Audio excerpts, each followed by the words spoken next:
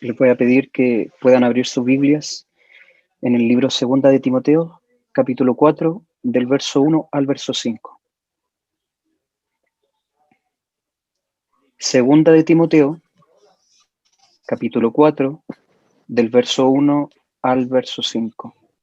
Habiéndola encontrado, le vamos a dar lectura en el nombre de nuestro Señor Jesucristo. Dice la palabra del Señor así: Te encarezco delante de Dios y del Señor Jesucristo, que juzgará a los vivos y a los muertos en su manifestación y en su reino, que prediquen la palabra, que instes a tiempo y fuera de tiempo, redarguye, reprende, exhorta con toda paciencia y doctrina, porque vendrá tiempo cuando no sufrirán la sana doctrina, sino que teniendo comezón de oír, se amontonarán maestros conforme a sus propias concupiscencias, y apartarán de la verdad el oído y se volverán a las fábulas. Pero tú, sé sobrio en todo, soporta las aflicciones, haz obra de evangelista, cumple tu ministerio. Que Dios añada revelación a esta su palabra, me dé gracia para poder conversar unos minutos de ella. Jorgito, ¿se escucha bien? Sí, ya, que los veo medios pegados, no sé si soy yo o son ustedes los que se pegan. Le puse como título al sermón de hoy, le puse mis últimas palabras. Me gusta darle título a la lectura, costumbre mía, y entramos en el mes de diciembre.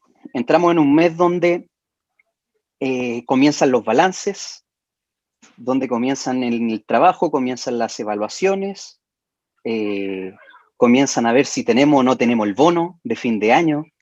Se comienza a hacer todo un examen de lo que hemos realizado de noviembre hacia atrás. Y hay algo que me llama profundamente la atención, de que muchas veces nosotros necesitamos ser animados o ser impulsados. ¿Cuántos de nosotros sabemos lo que es una arenga?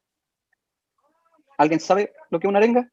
Todos la hemos escuchado. Yo creo que los que estamos metidos en el fútbol sabemos cuando un jugador hace una arenga. La arenga es un discurso en tono solemne, elevado, que se pronuncia para enardecer o levantar los ánimos. Lo que hemos leído son las últimas palabras que Pablo le entrega a Timoteo. Es una tremenda arenga la que le entrega Pablo a Timoteo. Pablo en sus últimos momentos de vida, más adelante podemos ver en el capítulo 4 siguiendo, que dice: yo ya estoy para ser muerto. Falta poco para mi muerte. Nos damos cuenta de esto. Si hay algo sobre las arengas que me llama la atención, es que hace reaccionar algo en las personas. Nosotros conocemos una arenga que es conocida por todos los chilenos, que la dijo el señor Arturo Prat Chacón. Tenemos el 21 de mayo, donde se celebran las glorias navales. Miren, el discurso dice más o menos así: muchachos, la contienda es desigual, pero ánimo y valor. Nunca se ha arreado nuestra bandera ante el enemigo, y espero que no sea esta la ocasión de hacerlo.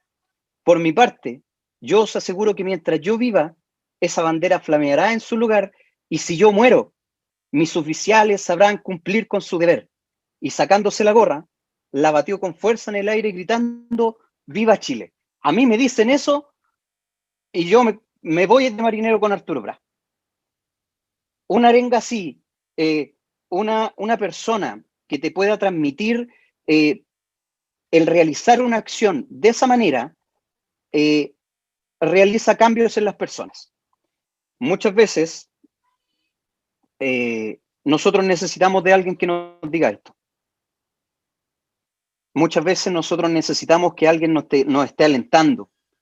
Muchas veces nuestro pastor, muchas veces nuestra esposa, muchas veces son nuestros hijos, muchas veces es un hermano que nos alienta, que nos anima a poder seguir adelante. Si hay algo que hoy día que hoy día debemos de hacer es animarnos lo uno al otro. ¿A qué? A poder continuar en este camino, a poder continuar entregando este mensaje. Una carta en la que vemos direcciones personales de Pablo a Timoteo y expresiones que hoy nos llenan de valor y ánimo para continuar con esta hermosa carrera. Parte lo que hemos leído diciendo, te encarezco delante de Dios y del Señor Jesucristo. Ya Pablo toma esto a tono muy personal y es como yo un mensaje directo y coloca, miren, coloca a Dios, coloca a la primera persona y coloca a la segunda persona. A Dios y a Jesucristo los coloca. Te encarezco delante de ellos, de Dios y de Jesucristo, que juzgará a los vivos y a los muertos. En esto nos damos cuenta que nos habla sobre la eternidad de esto. No importa en qué tiempo lo juzgue, va a ser más adelante de nosotros, pero no importa si nosotros estamos vivos o estamos muertos, vamos a ser juzgados. O nos va a tocar estar muertos o nos va a tocar estar vivos. O sea que no nos vamos a salvar de esto. No vamos a salir por alguna puerta trasera sin ser juzgados. No, vamos a ser juzgados nosotros, los muertos y los vivos. Esta frase nos hace entender el tiempo y el alcance del mensaje. Vivos o muertos, esto encierra a un mensaje universal. Te encarezco delante de Dios y del Señor Jesucristo que prediques la palabra. Y aquí quiero detenerme un poco y cómo estoy predicando la palabra. ¿Cuántos de nosotros estamos predicando la palabra? Predicar la palabra no es solamente hoy día yo que tengo la oportunidad de estar, de que el Señor me haya prestado su oído y la plataforma para poder hablar, no. No se predica solamente la palabra de esta manera. ¿Cómo lo estoy predicando? Mis acciones hablan mucho de cómo yo predico la palabra. Mi testimonio habla mucho de cómo yo predico la palabra. Porque es muy fácil, no es fácil, no es fácil armar un sermón, no es fácil predicar la palabra, no es fácil tampoco hablar sobre la palabra en un punto de prédica, también nos colocamos nerviosos, muchas veces nos trabamos, muchas veces nos confundimos, no es fácil, pero ¿cómo lo estamos haciendo? Hoy día estamos a un mes de terminar el año. ¿Cómo ha sido su año predicando la palabra? ¿Cómo ha sido nuestro año predicando la palabra? Yo aquí tengo anotada esta pregunta y le puse pregunta retórica porque es para uno mismo y hago el balance y siento que todavía estoy con números en rojo. Siento que pude haber dado más. Siento que lo pude haber hecho mejor. Siento que pude haber hecho cosas mejor para predicar la palabra. Pero ¿cómo lo está haciendo usted? No le voy a pedir que me lo diga, sino lo que hoy día creo que es necesario es que lo pensemos. Y es que todavía nos queda un mes para terminar el año. Y es que todavía nos queda tiempo. Lo hemos escuchado en las predicaciones, lo hemos escuchado a mi pastor. La venida de Cristo está cerca. Sí, está cerca. Pero eso no significa que tengamos que parar de predicar. Eso no significa que tengamos que parar de prepararnos para predicar la palabra. No, tenemos que seguir predicando la palabra. ¿Hasta cuándo? Hasta cuando Cristo quiera.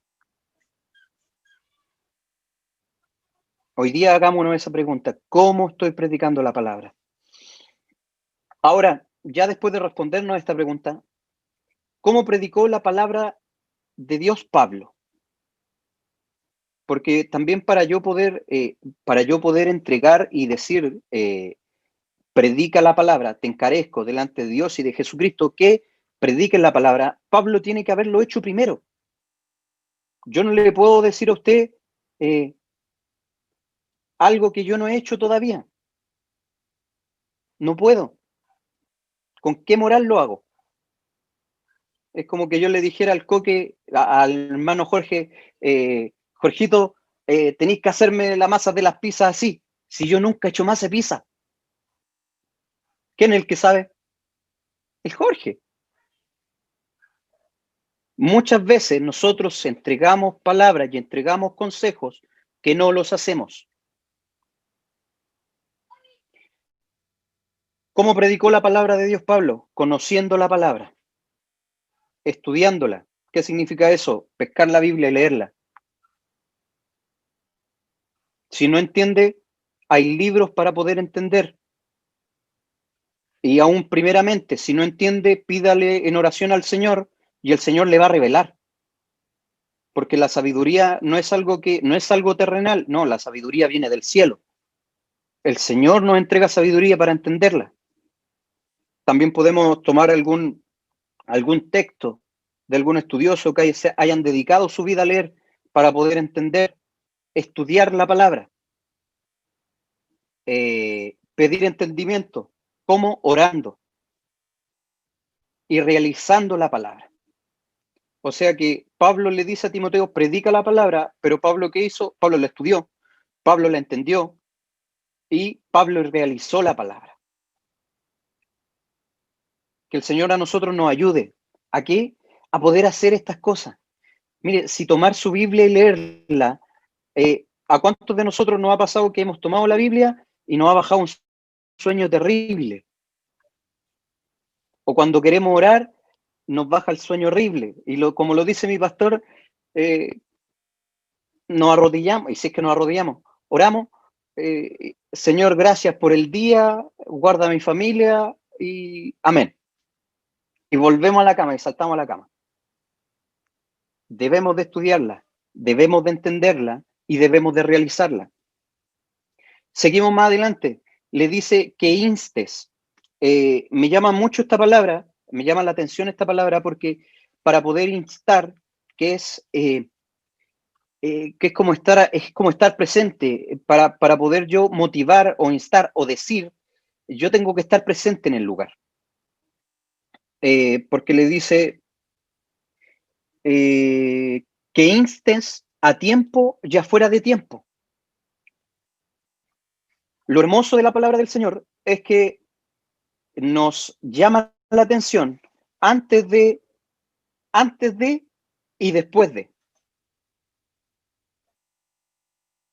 Si hemos hecho las cosas bien, nos insta antes de o después de.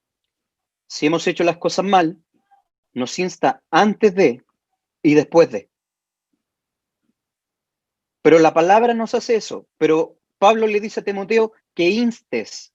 ¿Eso qué significa? Que yo debo de estar presente en lo que le suceda al hermano. Muchas veces creemos que, miren, es re fácil predicar por Zoom. Sí. Es re fácil pararse en un púlpito y predicar. Sí. Pero ¿qué pasa cuando el hermano está mal? ¿Qué pasa cuando estamos mal? ¿Usted ha estado al lado de esa persona diciéndole, no vayas por ahí? No, eso es pecado, eso está mal. O después de haber cometido el pecado, hermano, te equivocaste. Vamos a orar para que el Señor te restaure. ¿Lo hemos hecho? No solo conlleva el hablar entre nosotros la palabra. Porque si yo le digo a usted, demos gloria al Señor, la vamos a dar. Y no nos va a dar vergüenza eso. Porque estamos en un servicio, estamos dentro del culto que siempre tenemos. Pero ¿qué es lo que pasa fuera del culto? ¿Instamos a nuestros hermanos? ¿Estamos ahí en el momento en que el hermano nos necesita? Que el Señor nos ayude, porque no solamente es edificarnos nosotros, es alimentarnos nosotros. No, sino que también nosotros tenemos que ser apoyo, tenemos que ser, la palabra nos dice que debemos soportarnos los unos a los otros. No es solamente soportar su carácter o mi carácter, no, debo de apoyarlo. La palabra nos dice que somos el cuerpo de Cristo, no nos dice que somos miembros independientes de Cristo. Dice, y si un miembro se duele, el cuerpo completo se duele. Si yo veo que está mal mi hermano, yo debo dolerme por mi hermano. ¿Y qué debo hacer? Debo ayudarlo. ¿Ayudarlo con la oración? Sí. Y si tengo que ayudar en lo material, también. También es necesario hacerlo. ¿Nuestra misión es prevenir? Sí. Pero también nuestra misión va también cuando ya las cosas se realizaron. Tenemos que redarguir, reprender y exhortar. Muchas veces solo damos sentencias sin argumentar y esto nos convierte en pésimos cristianos. ¿Cuántos de nosotros hemos apuntado con el dedo? He apuntado con el dedo. Lo he hecho alguna vez. Y después me llega solito el castigo.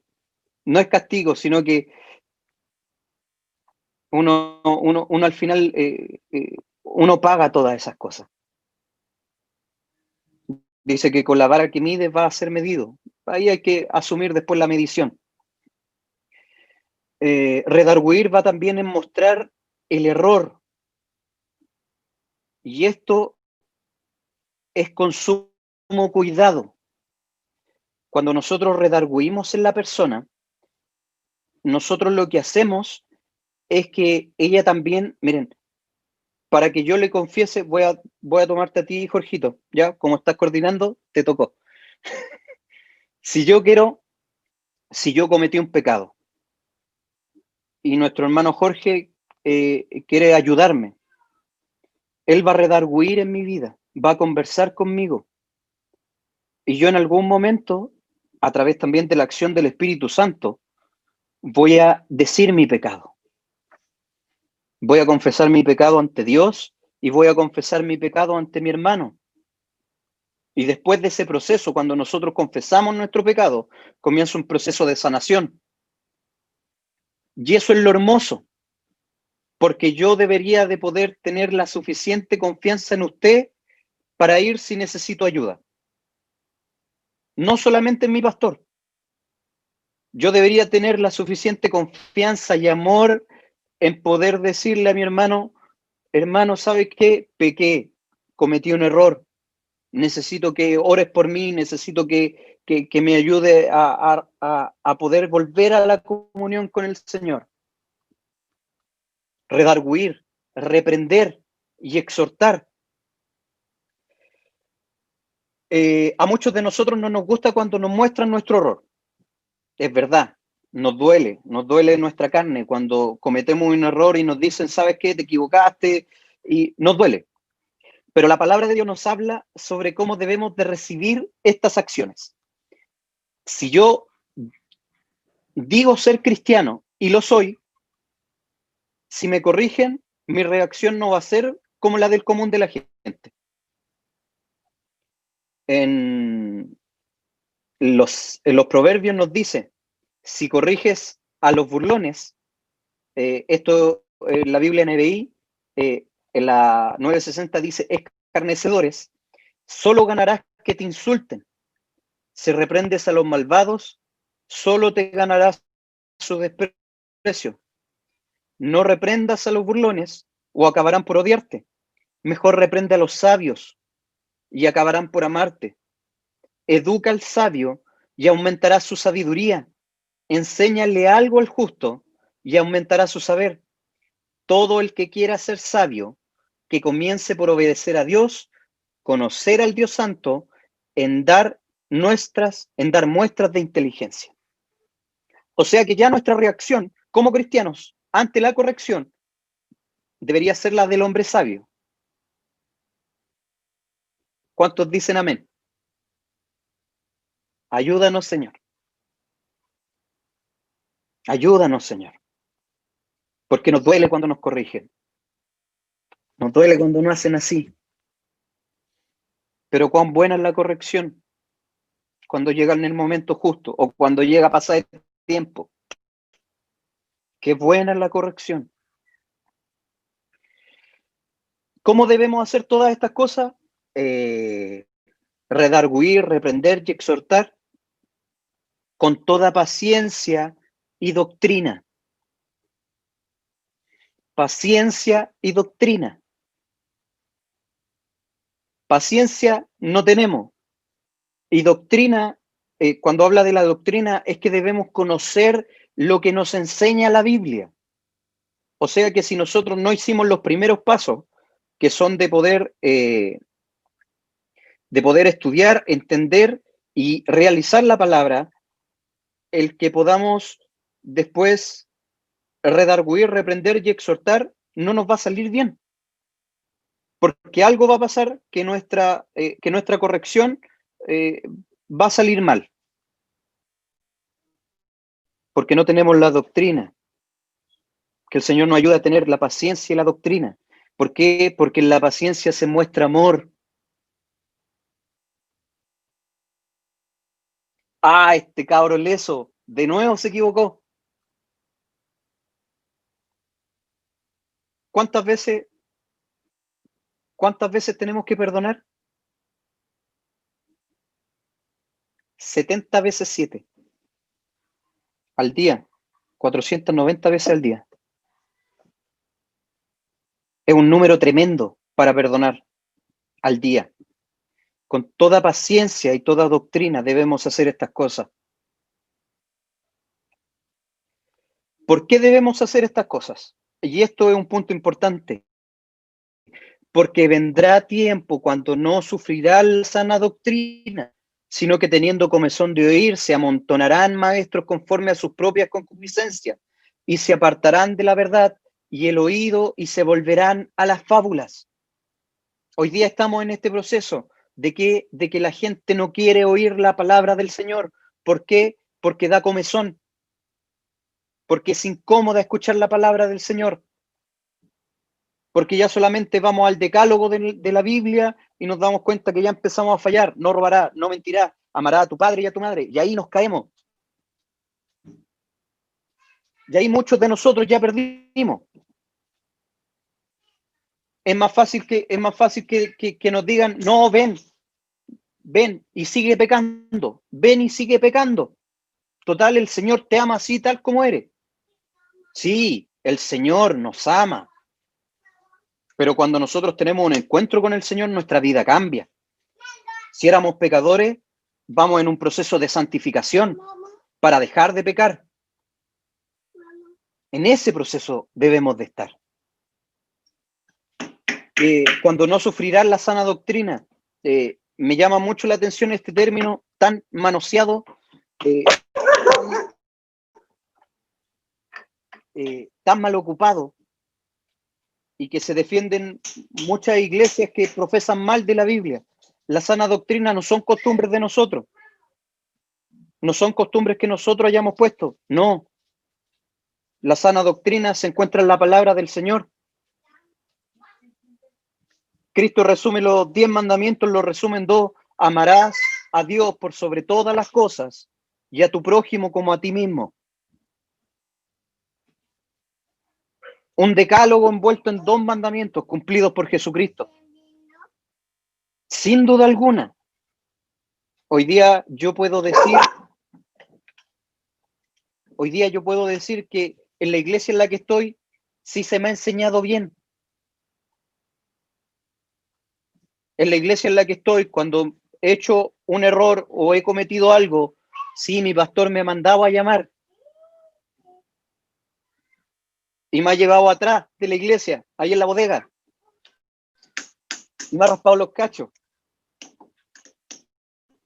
Y uno tal vez se agacha la cabeza y él lo hace con amor y uno entiende. Se agradece eso, porque en otros lugares no se corrige, en otros lugares se deja. ¿Para qué? Para que los hermanos no se nos vayan. A mí me han corregido y he aprendido a comérmela ahí la rabia, pero ¿por qué? Y al final entiendo, era para mejor. Terminando dice, pero tú, sé sobrio, soporta las aflicciones. Podemos ver aflicciones en la vida de Cristo, vemos el Vía Crucis, vemos todo lo que sufrió, y podemos también ver las aflicciones en la vida de Pablo. Tengo aquí una un torpedo. Pablo fue 195 veces azotado, 3 veces con vara, una vez apiedrado, 3 veces naufragó, 5 veces en prisión y murió decapitado. Sufre aflicciones. El hermano no me miró. Eso no es una aflicción. Eso no es una aflicción. Lo que sufrió Pablo son aflicciones. Lo que sufrió Cristo son aflicciones. Y hoy día, miren, 2000 años después, la iglesia que predicó Cristo, hoy día la estamos predicando. Por ese tremendo sacrificio. Soporta las aflicciones a sobra de evangelista. El Señor no solo nos ordena evangelizar en la Gran Comisión, sino también la gloria de Dios nos ordena evangelizar. El sacrificio de Cristo nos ordena evangelizar. La presencia del Espíritu Santo nos ordena evangelizar. El amor hacia las personas nos ordena evangelizar. El propósito de la iglesia es evangelizar. La historia de la redención nos obliga a evangelizar. Estamos obligados a cumplir esta gran comisión. No es solo para algunos, no es solo para los que tienen cargo, no. Es para hasta la última persona que haya recibido a Cristo tiene que evangelizar. ¿Qué es lo que tiene que hacer? Tiene que presentar a Jesucristo como un personal salvador, como un Dios trino, como un Dios que va a venir por su iglesia. Charles Spurgeon dijo esto: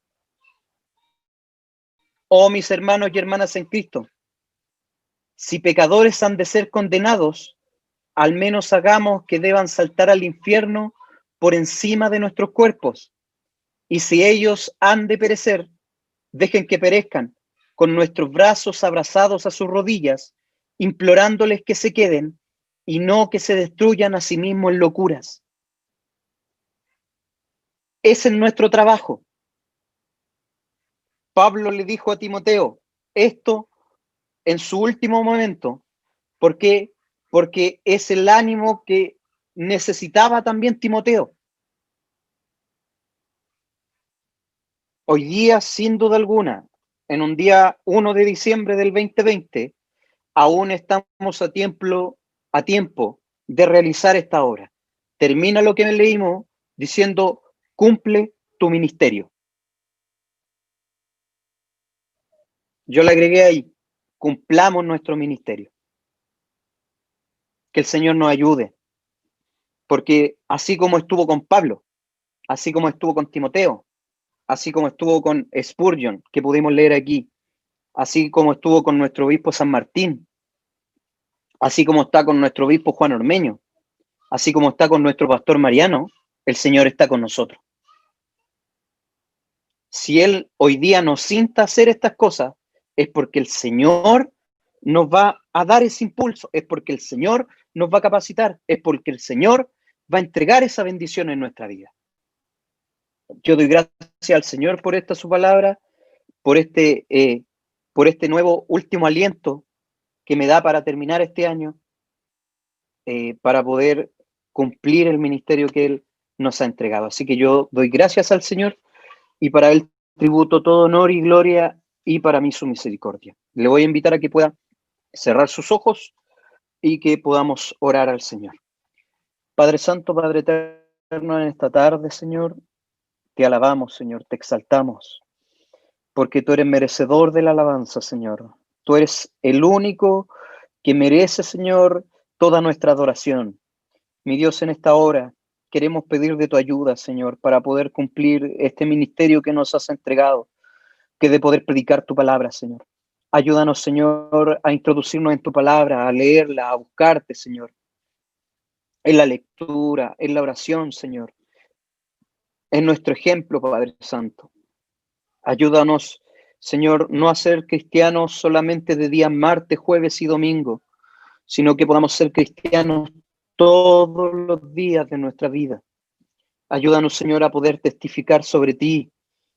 Tu palabra nos dice que somos la luz del mundo y que no debemos de estar escondidos bajo la almohada.